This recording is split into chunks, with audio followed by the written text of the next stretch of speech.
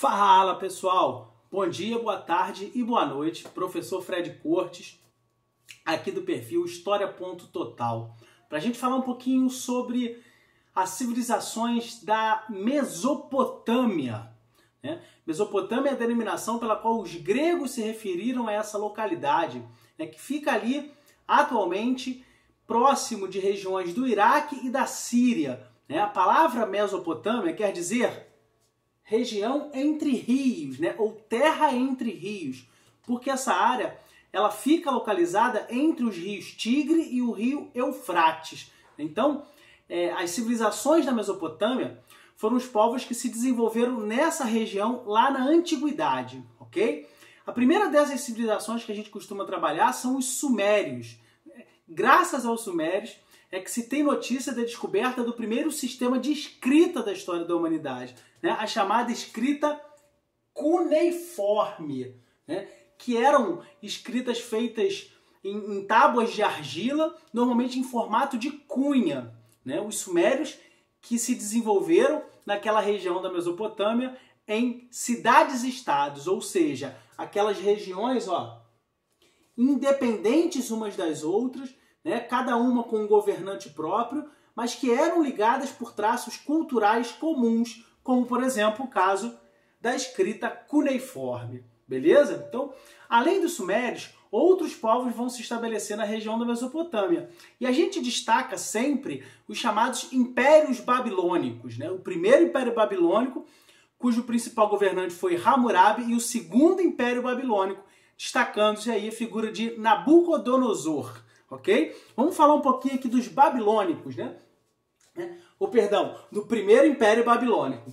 A gente destaca dentro desse contexto aqui a criação do que para alguns teria sido o primeiro código de leis escritas da história da humanidade, o chamado Código de Hammurabi.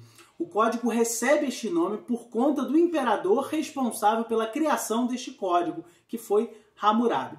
O Código de Hammurabi reunia os usos e os costumes locais, e a partir do momento em que isso passou a ser registrado, dificultou bastante a interpretação. Então o Código de Hammurabi ele acabou assumindo aí um papel importante dentro da história do Império Babilônico. E dentro desse código de leis, a gente costuma destacar a chamada Lei de Talião, que é muito conhecida até os dias de hoje, muito conhecida pela expressão olho por olho, dente por dente, que significa basicamente dar o direito de quem sofreu uma ação igual ou semelhante para quem o puniu. Portanto, estava escrito isso no código. Se porventura alguém arrancar-lhe o olho de um parente ou de um escravo, você pode também arrancar-lhe o olho de quem cometeu esse crime. Então, o Código de Hammurabi é um conjunto de leis cuja principal era chamada Lei de Talião, também conhecida como olho por olho, dente por dente. Passando um pouquinho mais para frente, quando a gente fala do segundo Império Babilônico, a gente costuma destacar a figura de Nabucodonosor II. Foi ele o responsável pela construção dos Jardins Suspensos da Babilônia, considerada aí uma das 7 maravilhas do mundo antigo. E para finalizar a aula de hoje, vamos falar um pouquinho do aspecto religioso dos mesopotâmicos. Os mesopotâmicos eram politeístas, ou seja, eles acreditavam em várias divindades, várias mesmo. E dentro desse assunto, a gente costuma destacar a construção dos zigurates.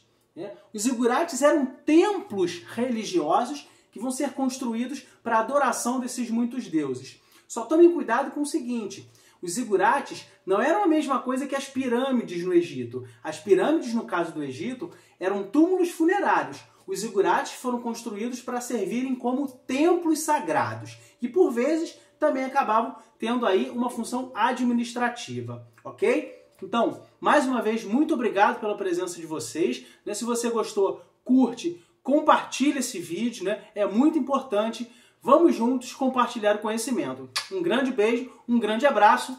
Eu não corrigi as provas e até!